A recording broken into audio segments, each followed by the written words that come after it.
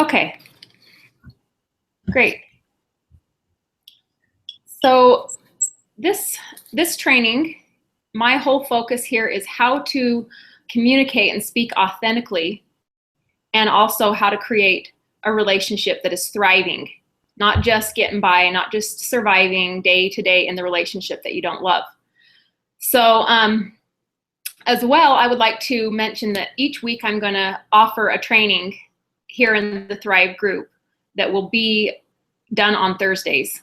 So if you want to click on that at a later time and watch it when you can, I know everyone has different schedules, but what I would love is at the end of each training, if you would post in the group your biggest learnings, biggest takeaways about the training, and how that is going to change your life. Because that's my goal here, is to really share the tips and tools and things that I have taken and learned and applied in my own life, and have experienced huge shifts in my relationship in all areas, in our intimacy and in our money and in the way that we communicate. So my goal here is to assist all of you women in creating absolutely thriving lives in all areas. So today is all about relationships and how to speak those hard to speak truths. But I also want to just cover some general aspects of relationships and how we interact with one another. So to start off with,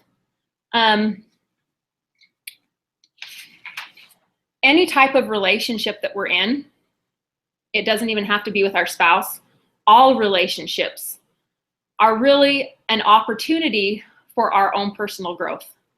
What I've come to learn and love about relationships is they mirror to me what I most need to learn to make my spiritual growth an actual reality, so that the concepts and tools that I learn and I gather in reading and in going to trainings and with my mentors, it allows each one of us, if we will commit to being open to the learnings, if we will be open to the learnings in all relationships, that is the avenue for us to learn and grow and become our best self. And that is all relationships. And primarily it's our spouse, because they're the person that we're with and interact with the most. They're the one we rub shoulders with the most. And they're the one that we chose to marry for a couple reasons. One reason is that they mirrored some really awesome things that really are within us. So everybody around us mirrors ourselves, positive or negative qualities. And that person that you decided to marry is the person that has mirrored the most amazing qualities that are within yourself and the core of who you are. And that's part of what attracted you to them, is because the reason for coming together, one of the reasons, is to become our best self. And the person that you marry has those negative and positive traits within them that is going to help you to become your best self. And vice versa, for you as well. And at first, it's really easy to see that, they don't have any negative traits and this is the perfect person for me, and they are the perfect person. And after that honeymoon phase is over, then you start to see and experience each other's patterns and habits and things that trigger you. And the interesting thing about relationships is we go into these relationships, and at that point we think, who is this person? This is not the person I married. And we start to try to change them. I know I did this. And a lot of us ladies try to change our husbands, and we think that this is going to work. It just makes things worse, and it just drives them to distance themselves from us and begin to close off and not communicate with us, because they don't feel love and acceptance from us any longer. They feel judgment, they feel criticism. And so they're not then open to communicating, because they don't feel it's safe. They don't feel that there's that authentic love and adoration that you had for them.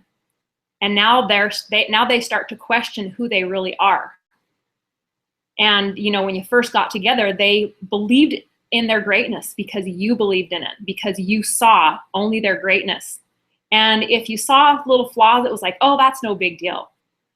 And that interaction right there, where you see their good qualities and it helps to enhance those positive qualities in them, you can continue to do that in your relationship at any time. And that's one of those little magic formulas, I guess they could say, that I utilize, that I tap into and I choose to use a lot. Because, you know, just because the honeymoon phase is over, it doesn't mean that we can't choose to focus and magnify the amazing qualities in each other, because what we focus on grows. And so because most of us don't do that, and we get triggered by one another, and then we, in our minds, start to go, well, oh my goodness, what's going on here? And you internalize and start to judge and criticize the situation, and you withhold. And you don't speak what you're feeling, because you don't want to hurt this person that you absolutely love and adore, and you know that they know you love them. And so there's so many times this internal battle that happens within us, because we're afraid that we're going to hurt their feelings. We're afraid of the consequences. What will happen? We won't then have this fairy tale marriage, or whatever the perception and story is that you've been telling yourself. And I just want to tell you right now that relationship that's portrayed in media and in Hollywood, that, you know, everything's just going to be perfect after marriage, is an illusion. Because after that honeymoon phase is when the real, for me, the real fulfillment comes. Once you get past yourself, once you realize that it's not about the other person, and that you both start to see each other as equals, and you don't approach each other as victim or villain, or hero each other. So those are the three main roles when we are in drama, and when we are in conflict, and we're not in flow and love and harmony, then we see ourselves in one of those positions. We got to go hero somebody, or we're a victim, and I'm going to withhold and withdraw and put up this wall, and hopefully he'll read the subtle hints, and he'll come talk to me, and he'll ask me, oh honey, what's wrong? He'll come hero, and then you'll say what you've been withholding. So those hard to speak truths, so many times our body language will hint, will say things, sarcasm. There's so many different ways that each couple interacts, and hint drops, and just doesn't really communicate the truth. Because oftentimes what happens is, growing up in our homes, we have been taught how to speak the truth in blunt ways that actually damage and hurt each other. And we haven't been taught how to communicate in ways that heal and create solutions and create more love and connection. So that is one of the focuses I want to share with you today. And you know, the very first key for you to understand is, first of all, when you're in a relationship, it's really, really important for you to view each other as equals. So if you view yourself as better than or less than, then you're going to continually be in an entanglement with each other. You're going to continually see yourself as a victim, or not as good as, or you're going to view yourself as better than. And this goes with any relationship out there. Now there is, you know, in a parent-child relationship, yeah, there is a level of respect, and you're not on equal playing ground with your children, so to speak, in at one level, or with your boss at one level. However, if you choose to view each other as equals in an energetic sense, where you show love and respect, then you'll be in a relationship that is a co-creative relationship. If your boss or you as a parent view yourself as this better than, you better listen to what I say, or I'm firing you, or you're grounded, if there's that energy, then there's going to continually be entanglement because you're not viewing them as powerful, as an equal with you. And I promise that makes such a huge difference. You don't have to say a word in your relationship with your kids or your spouse, but your energy, what you send off, the intention you give, if you view yourself as not good enough and not capable, you will attract somebody in there to be overbearing a lot of times. And then because naturally that is what you attract. When you're in victim role, you're going to either attract a villain who will come in that way overpowering, or you will attract a hero. Those are the two types of personalities that you're going to attract into your life in every relationship if you're in victim role. Now, if you are in villain role, if you're continually in an overbearing and seeing other people as dumb and not capable and nobody can do it right, then you're just going to keep attracting more victims and more heroes to come in and try to explain to you why and how to create solutions. But if you're in the villain position, those are the other two roles that you will be attracting. So with that said, what I like to start every training and every discussion with is commitment. So commitment is what enables us to have a solid foundation to build any type of relationship upon, any business upon, any parent-child relationship on, any type of structure that you're wanting to include in your home, any type of breakdown that might be happening in your home. Excuse me, I'm going to turn off my phone. It keeps beeping, at least the volume. So whenever there's a breakdown in any area, in your business, in your parenting, with any relationship, it always boils down to agreements. And have you agreed to a type of a commitment in your relationship that you're both agreeing to? So now the first commitment that we all agree to is when our marriage vows, and this is a verbal commitment. And the problem with this type of a commitment is it's a commitment that we actually can't keep because we're promising to always love, honor, and cherish. And through thick and thin, good or bad. Now the problem with that is we don't always feel loving.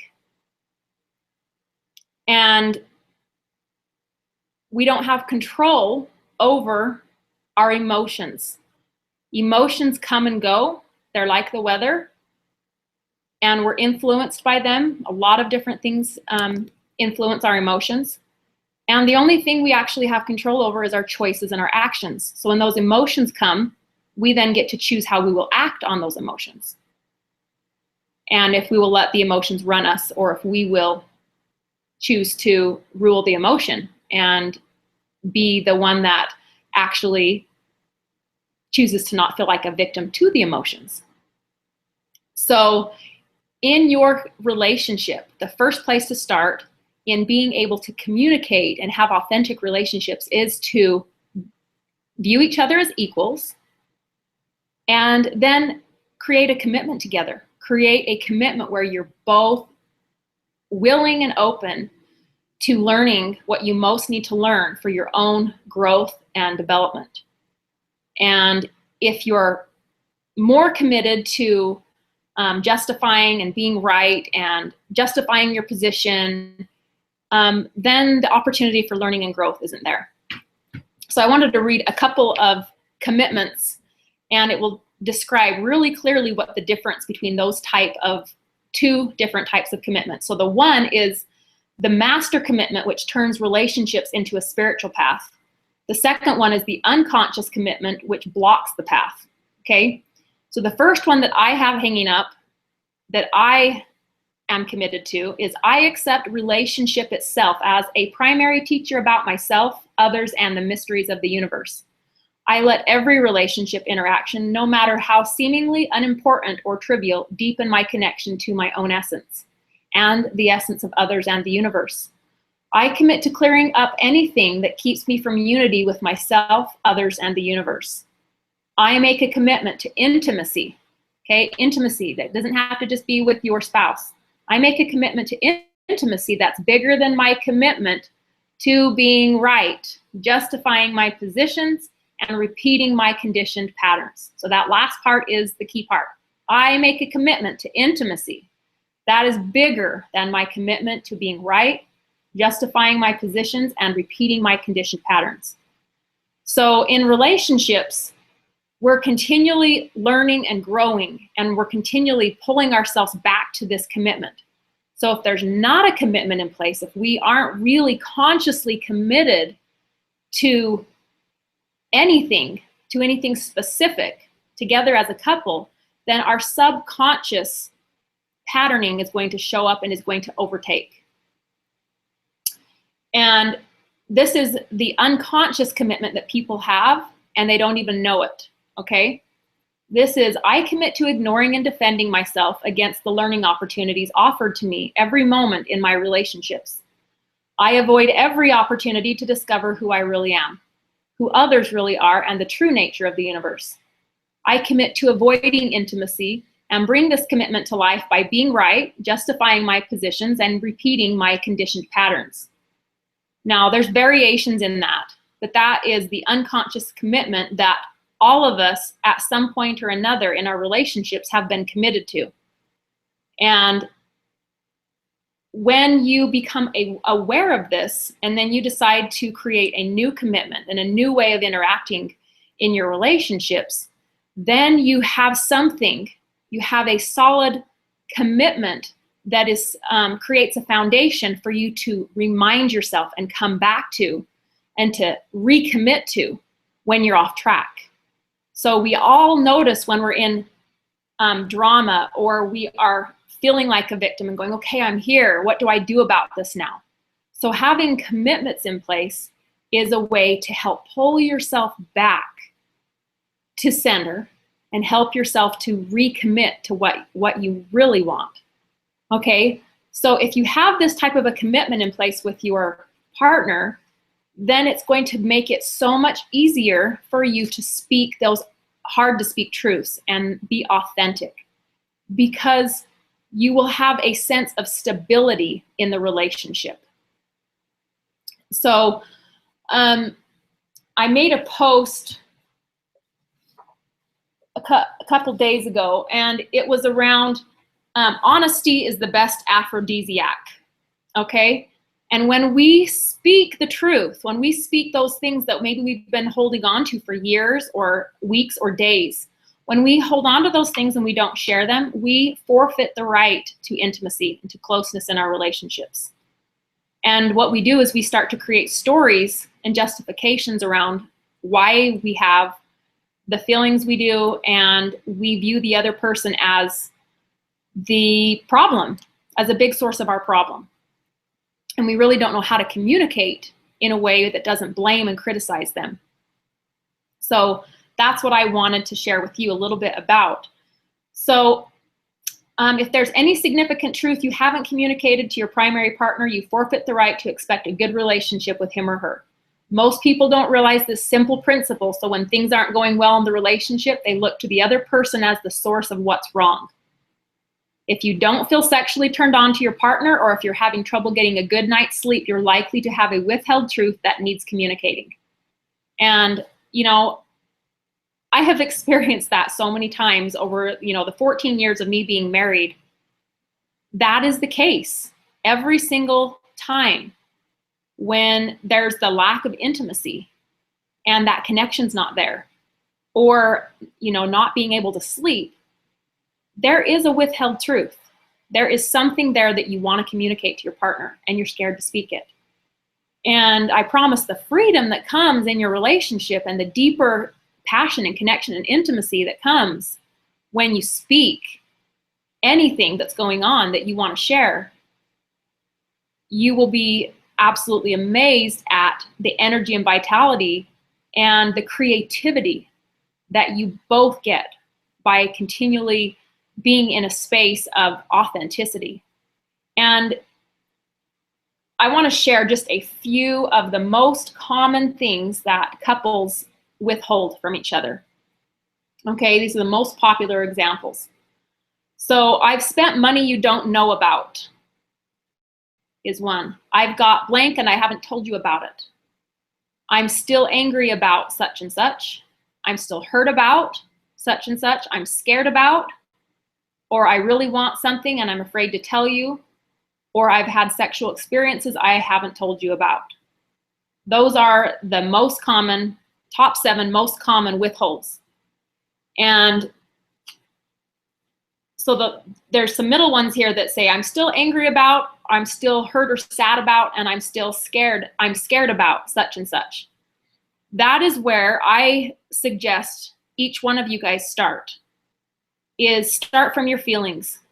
And when you are ready to speak those hard to speak truths, the most important thing is to come from a place of ownership and not from a space of blame. And when we own our feelings, when we talk from our feelings, and we start in a place of saying, you know, I notice that I feel sad, and I'm still feeling sad about you coming home late and not keeping your agreement. And I'm noticing I feel angry about that as well. So that's all that needs to be said. There does not need to be any type of justifications, any explanation for why you feel that way and why they should have kept their agreement and how they've done it a million times and how you're so frustrated. None of that needs to be spoken. So the more simple, the better, because what you do when you just speak that simple truth that, hey, I notice I feel sad and angry that you didn't keep your agreement to coming home or doing such and such like you said that you would. That's all you say. And then you pause and you breathe and you allow your partner the opportunity to breathe that in, because when you tune into your body and you speak authentically like that, where you're not blaming them, you're just owning what your experience is right then. It invites them to go within. It invites you to have a conversation where they don't feel attacked. So I'll share a little bit more about that in a minute, but what I'd like to briefly cover is in your relationship, if you are looking to your spouse, if you're looking to your spouse to fulfill you, if you're looking to them as the source of love, that you need their touch, you need their approval, you need their acceptance to feel whole and complete.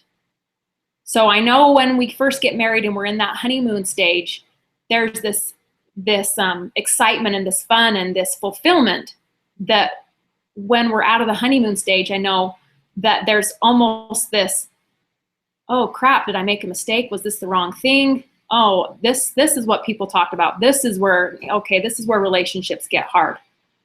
Now, in relationships, when we go into those relationships, once we hit that stage after the honeymoon stage, if we are looking to them to fill us, and we are looking to, and they're looking to us to fulfill them, that is where we are not viewing ourselves as powerful and equal.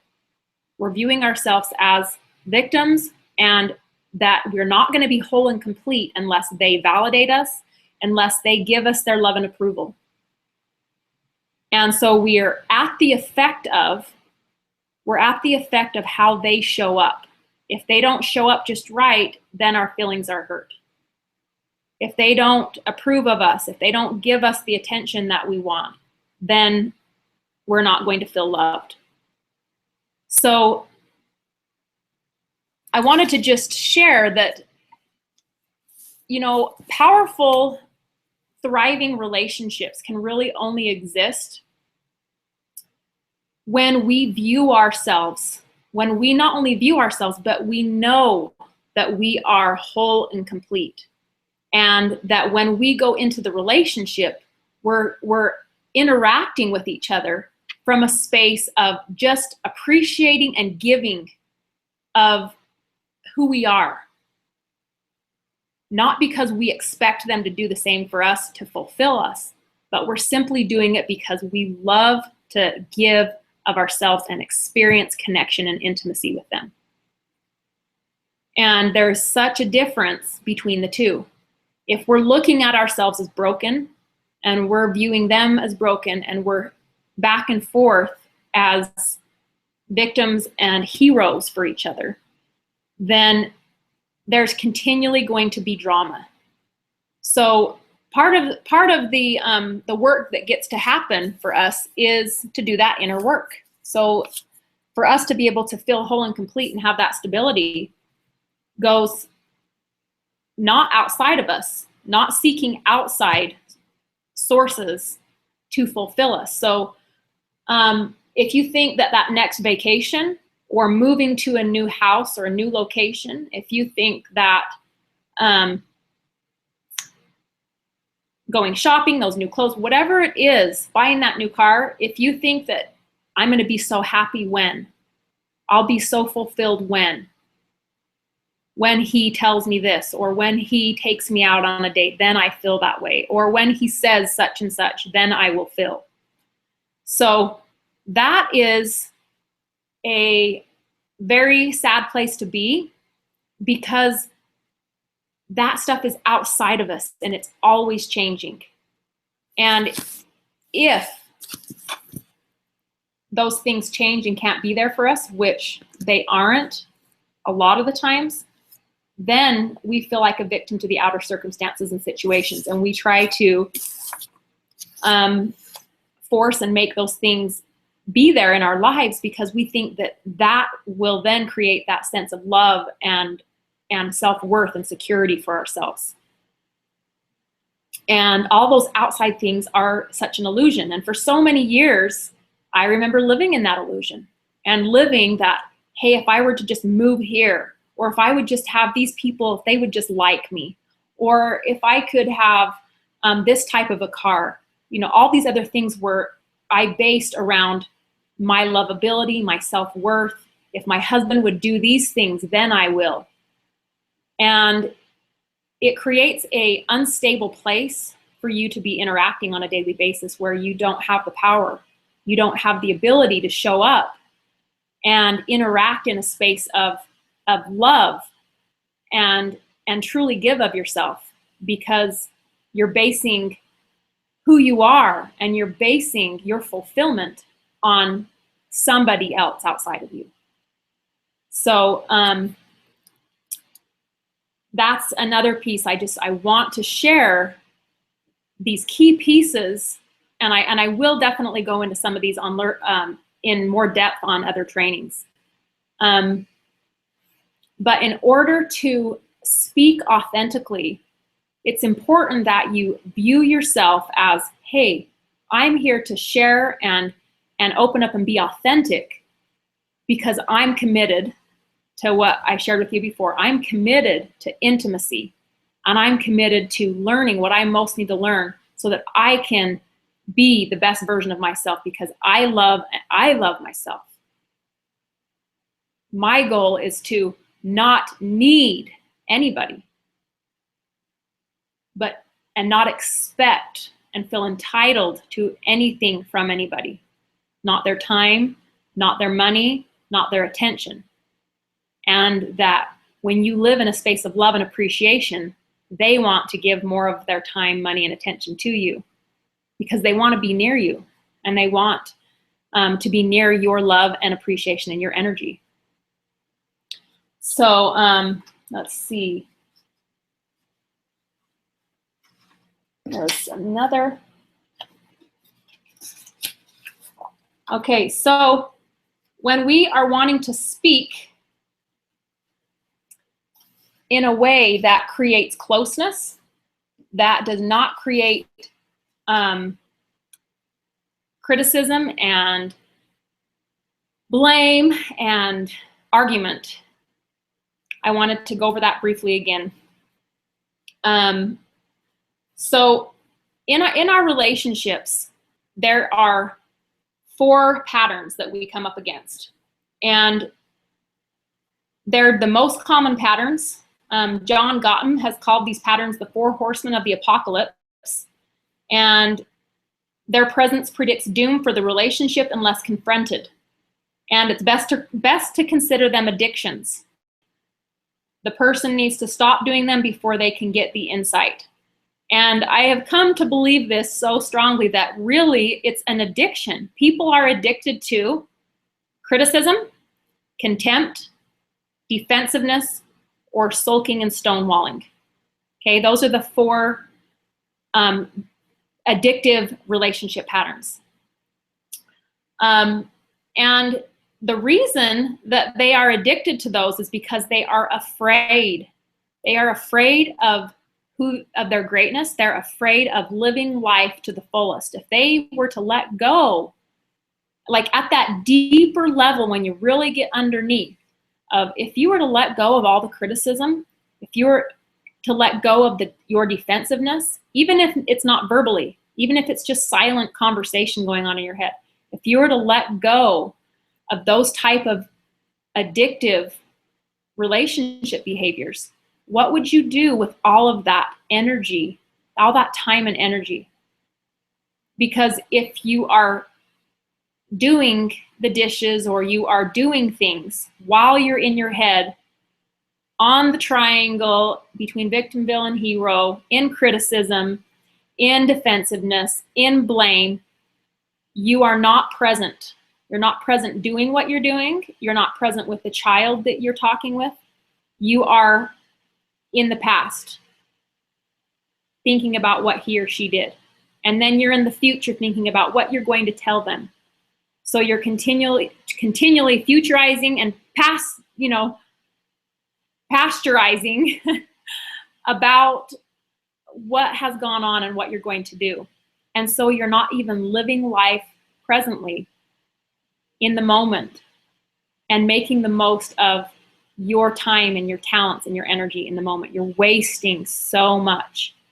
And so when we think about why we hold on and we don't speak those withholds, it's because withholding and lying, it is a form of lying, because we're withholding the truth of what's really going on. And we have found a way to keep our energy down.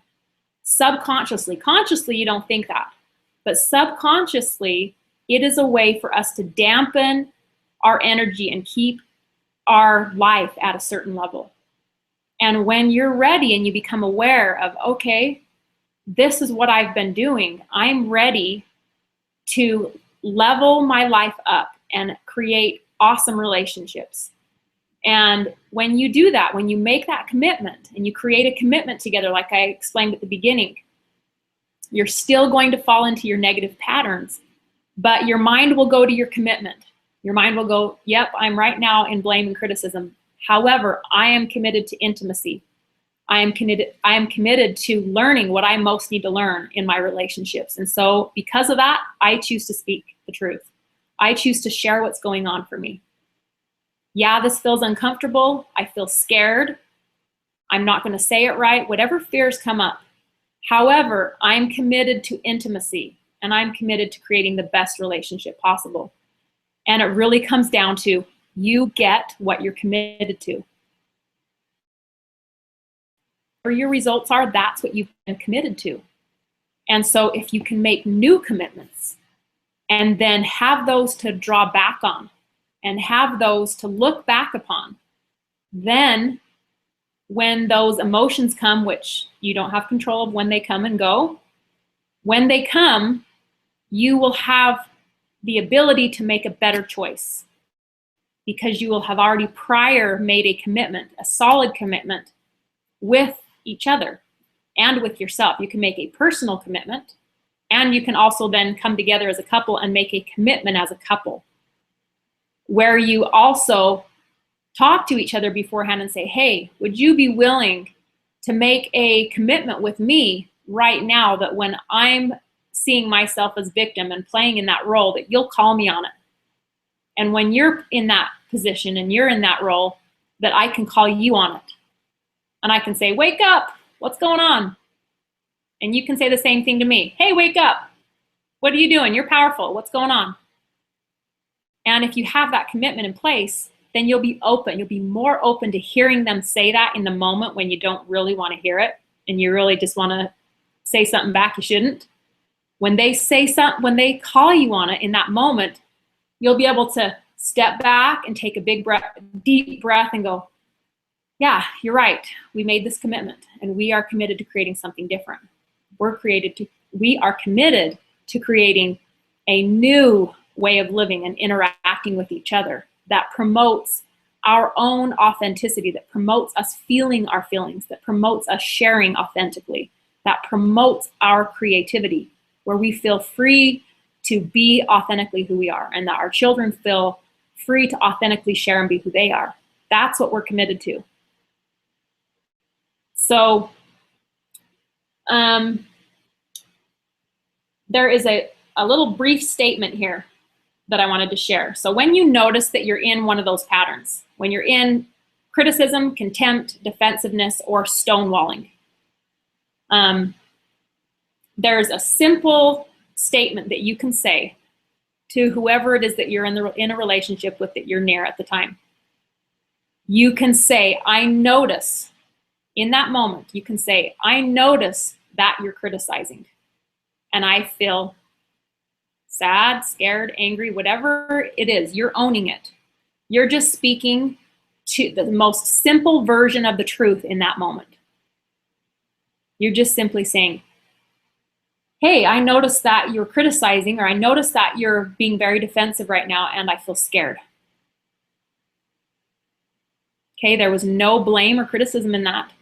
You owned what you noticed and what your body was experiencing, and then you leave it at that.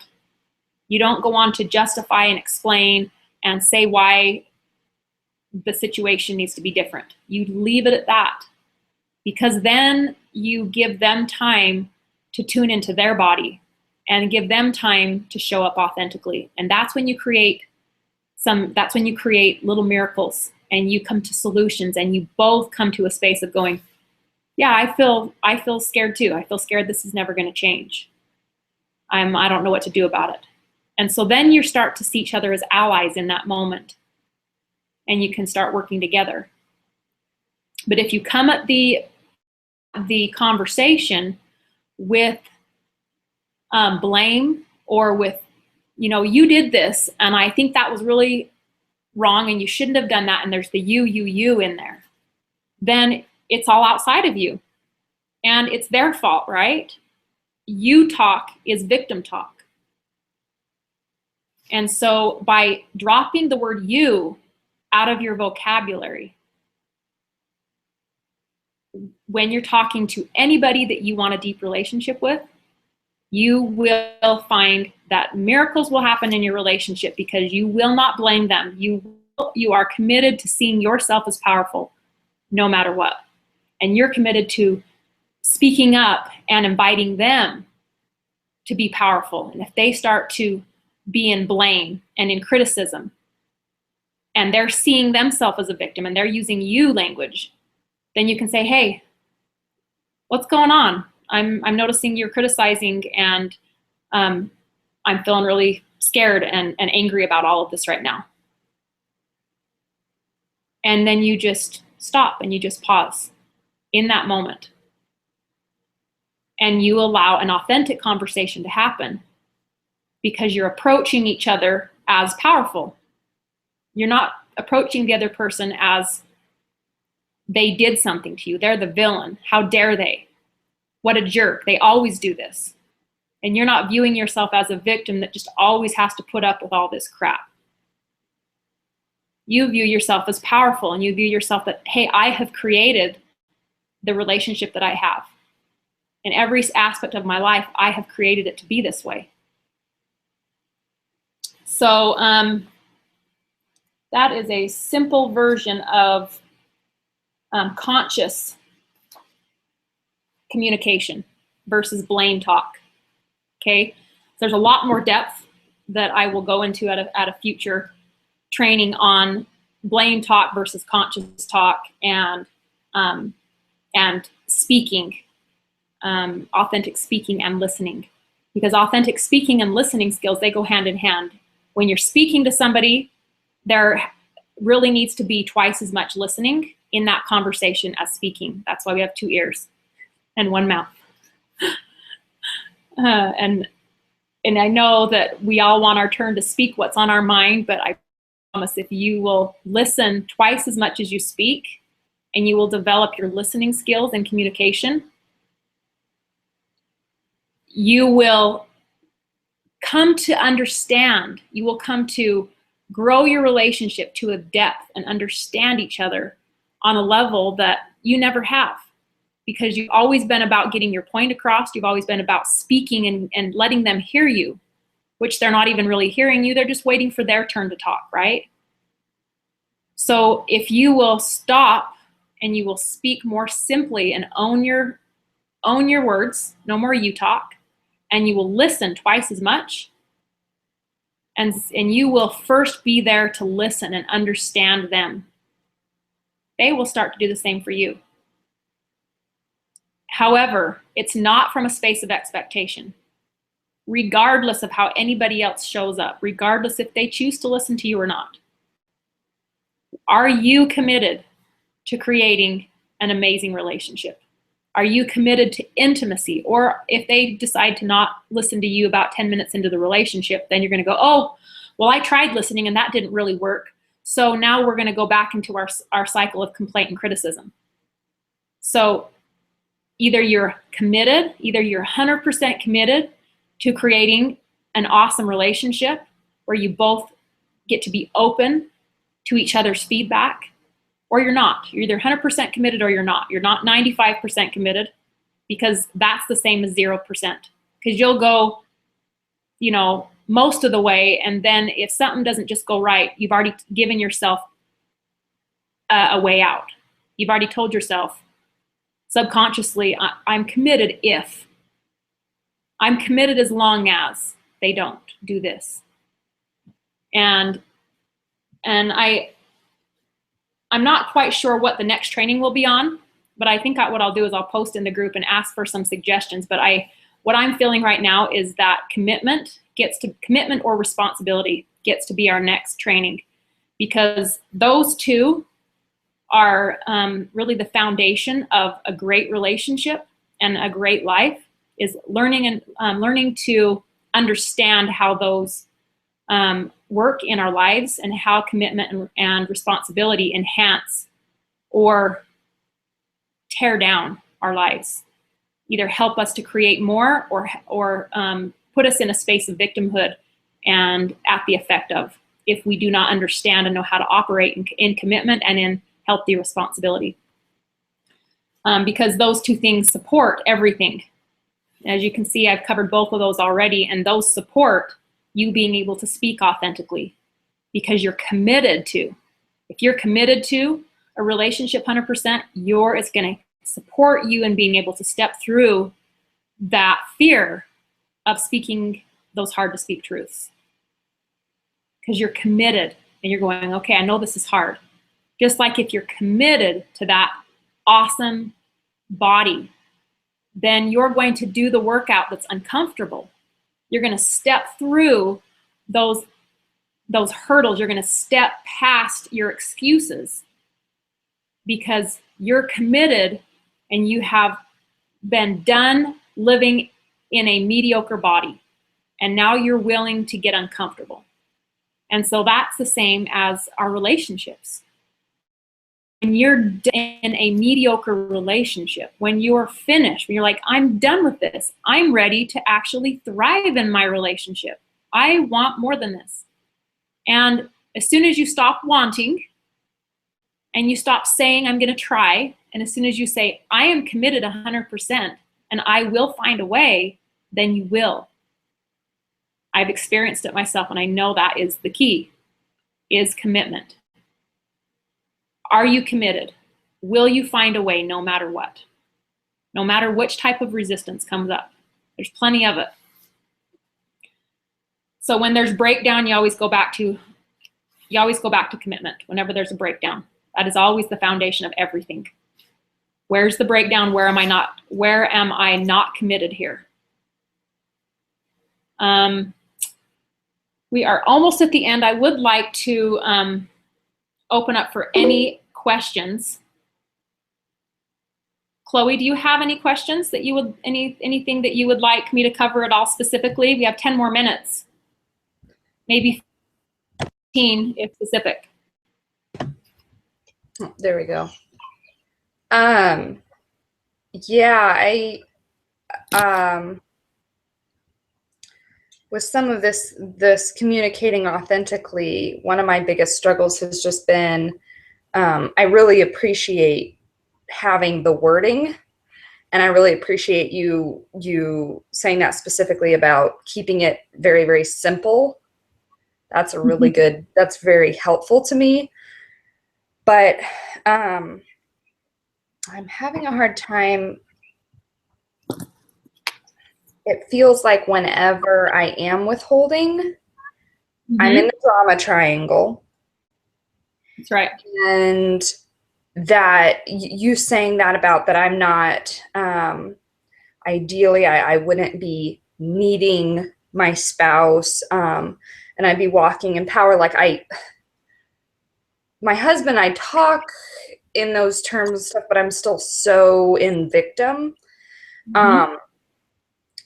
That like with a lot of the things that I've been withholding, it has a lot to do with stuff we're trying to figure out around how he helps in the house and such. I feel like I'm communicating authentically because I'm needing these things from him. Like I'm communicating authentically out of the drama triangle. And so having the wording is good. But okay, so let's see. I wrote down this question here. Okay. I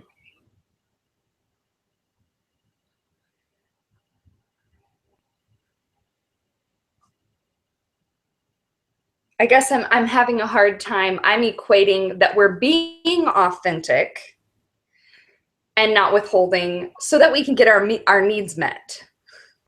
Okay. So I don't see how there's a disconnect, because I'm not saying how that communicating like whatever issues we're having, or just, I don't know, whatever we're withholding, how that is towards us moving into our power. Because it feels like whenever I'm going in that direction of being real with him, it's in order to make something, to get my needs met. Okay. Does that make sense? Yes, it does, and thank you. So when we are coming and we're communicating, so that is the, I've been there, okay? And that is where so many women are in your same shoes, trying to get our needs met. And we view them as one of the sources, as one of the people that should do such and such. They're supposed to do such and such. It's their job to, hey, they're supposed to. And when we come at the conversation with expectations and agendas, then we are viewing them as a victim to it. We're coming at it in the villain role, and we're viewing them as having to submit. So what I would invite you to do is to come to the conversation with a new type of energy, with a new context. So when you come to the conversation, it's not that if he doesn't, you won't be happy. And it's not that you need him to fulfill you, because he can't fulfill you. It will be a never-ending treadmill that you run on, that you never get to the destination. And so when you're communicating and you think, okay, I'm communicating here to get my needs met, that is the motive behind that will keep you in that same stuck cycle. When we are communicating simply to create connection and to co-create solutions, Then there is intimacy. Then there is fun and connection because of the way that you're coming together in the conversation. So there's so much to the way that you start a conversation. Okay, so you're saying, you know, when I come to the table with something and I would like to communicate about something, it's because I feel like I need him to fulfill. I need him to do something so then I will feel my needs met. And I came to head to head with that one years ago, and the illusion of that, the illusion that other people doing things is going to meet your needs and is going to make you happy. And instead, when I came head to head with that one, I realized that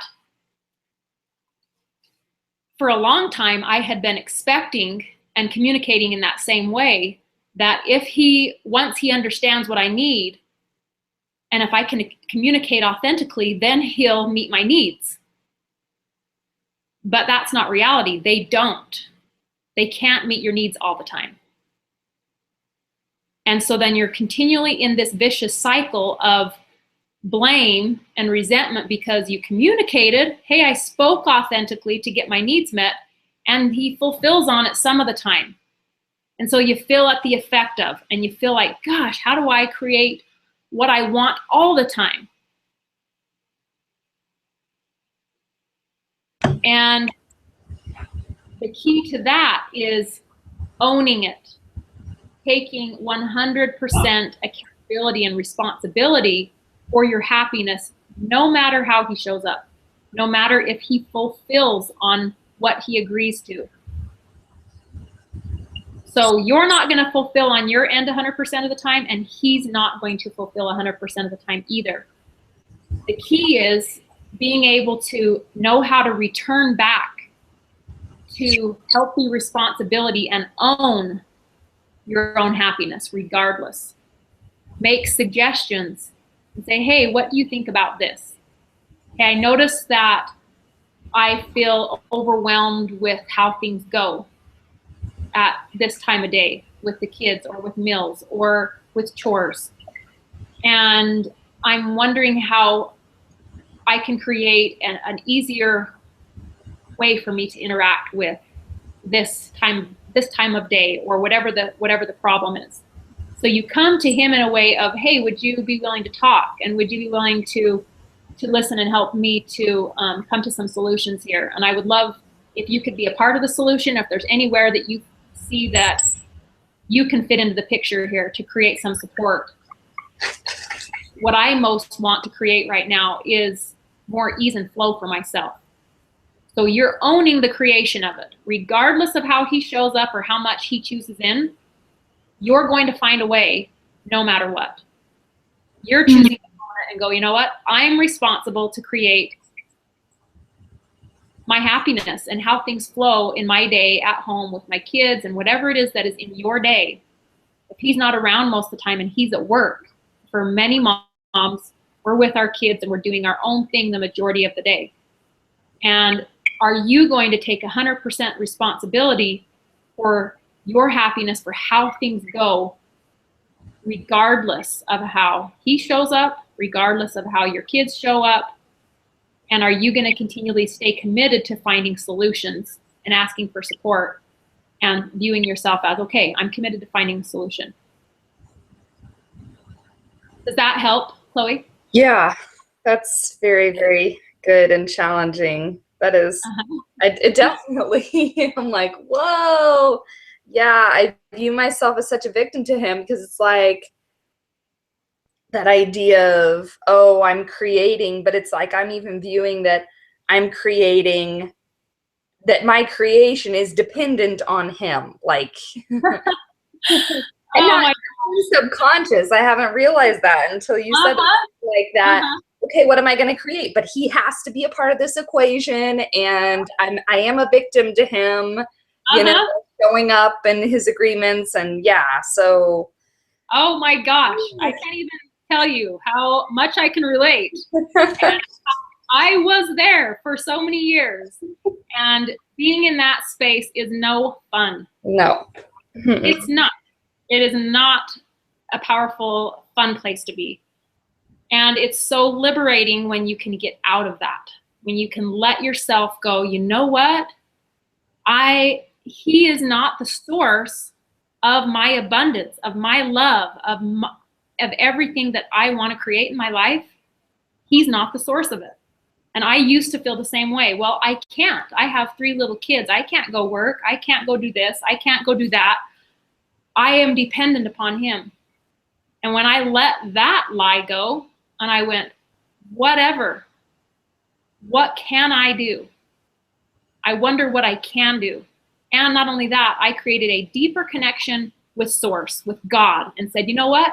The universe and God is the source. Mm-hmm. And he can line up any type of connection for me. He can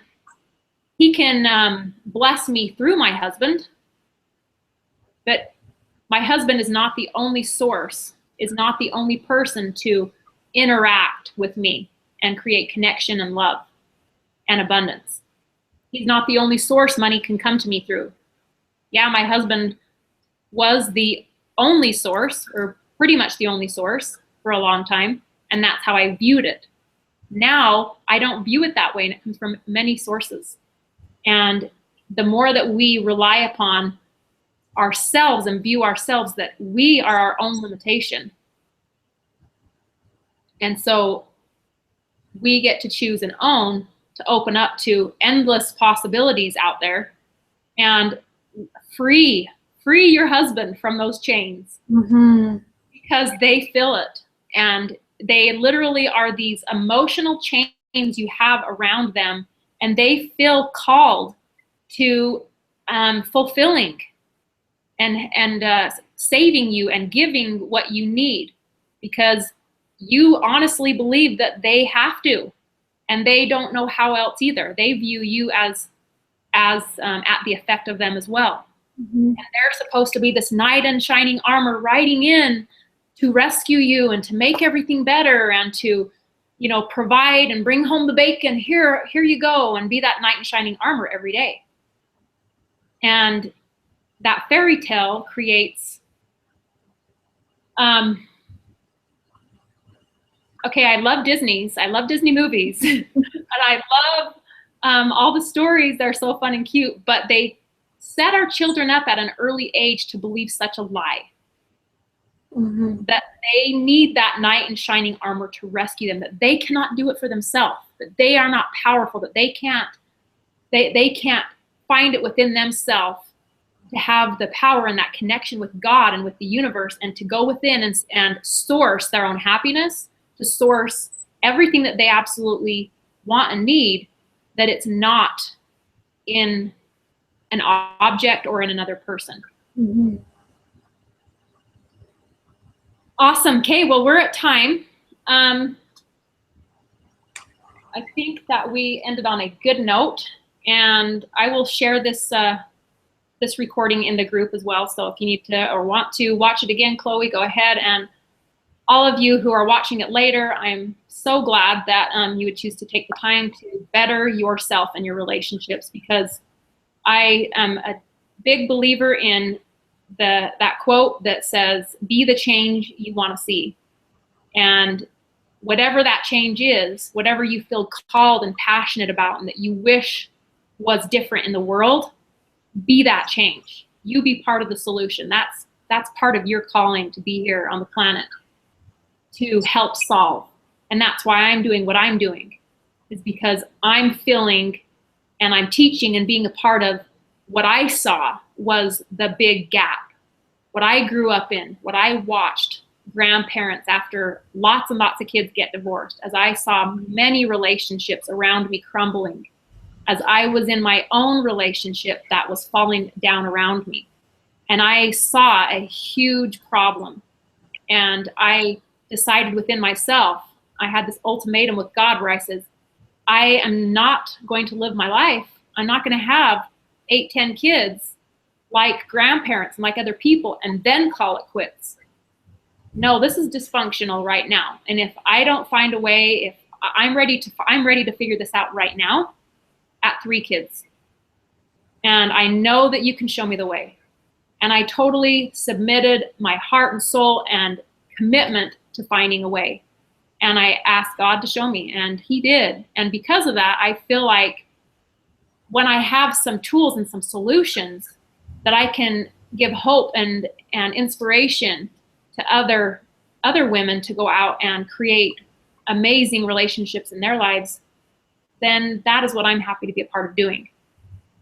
And the other thing is part of that support and the solution is also creating support for yourself. So I want to let you girls know that I have a 6-week intensive where I go through in depth on creating commitments.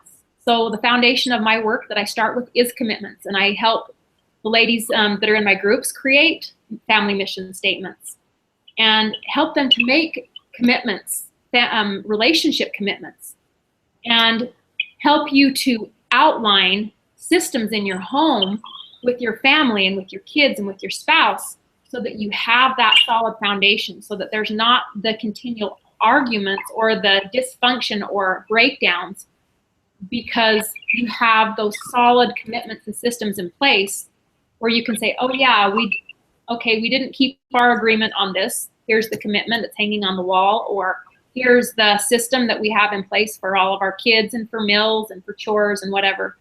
And that looks like we didn't keep our agreement here on this. And it's important, just like any business, in order for a business to thrive and function well and not crumble, there has to be a structure, a commitment at the core. There has to be systems in place that people are committed to, and that are committed to following through on, or it crumbles. And the same is true for a home. And so that's part of what I do is help moms to do that, as well as go into depth on your relationships, on communication, speaking and listening skills, and really learning how to interact and create a new type of interaction where you're both open, where you're both committed to, really being your best self and being open to each other's feedback. And then one of the other pieces is intimacy. So that is a common, I don't think I've had one woman that's come into the groups that hasn't said, I want more intimacy and connection with my husband. And so that is another favorite piece that I love to bring in there. And there's lots of sex talk, and it might be uncomfortable at first, but it's fun, and it's something that is essential to the home and the relationship thriving, is that intimate relationship being there and being in a space of openness and thriving. Like, you are having that intimate relationship, you are having sex on a regular basis, and it's not just a physical act of, okay, let's get this over with. How do you create a deep connection that is more than just that sexual act? Because yes, everybody enjoys sex, but there's so much more to it. There's so much more than just the physical. And so we go into depth on that, and that's a fun topic as well, and a lot of growth in that area that explodes into other areas, because how you do one thing, you do all things. So how you're having sex is actually how you're playing out other areas in your life. So I'll give you that little insight on that. I'm starting a new 6-week group on May 5th. So that one's filling up already, and I only have a few more spots left. So if anybody feels ready to jump in on that, feel free to private message me, and I would love to add you to that group. And I would give you more details on that later. So again, I will leave the link to this in the group, and thanks for taking your time to watch this training, and thanks for being on live today, Chloe. Thank you. Have a great day.